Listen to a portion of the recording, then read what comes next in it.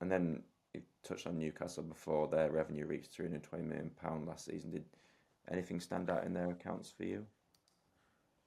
Yeah, I mean, there was a few things about.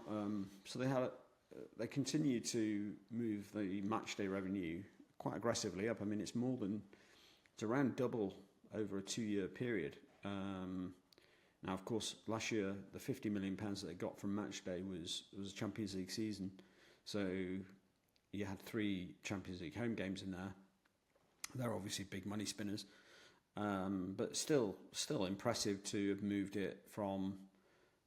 I haven't got the number in front of me, but I think it was about 28 to 50 over 2 years, which is impressive. The overall 320 was probably a little bit higher than we'd imagined it was going to be. I think most people thought it was going to be around 300, so 320 is great. There was some interesting notes in there about UEFA adjustments.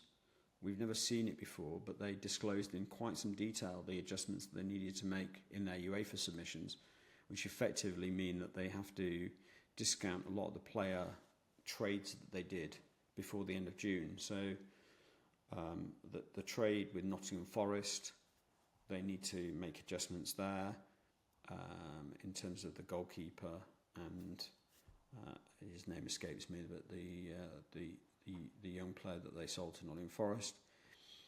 Anderson, yeah. So that was adjusted down for UEFA submissions, totaling about 30 million quid of adjustments, quite a lot.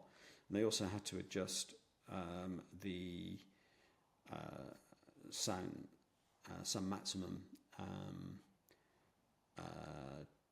deal with Saudi. And it looks like there was some.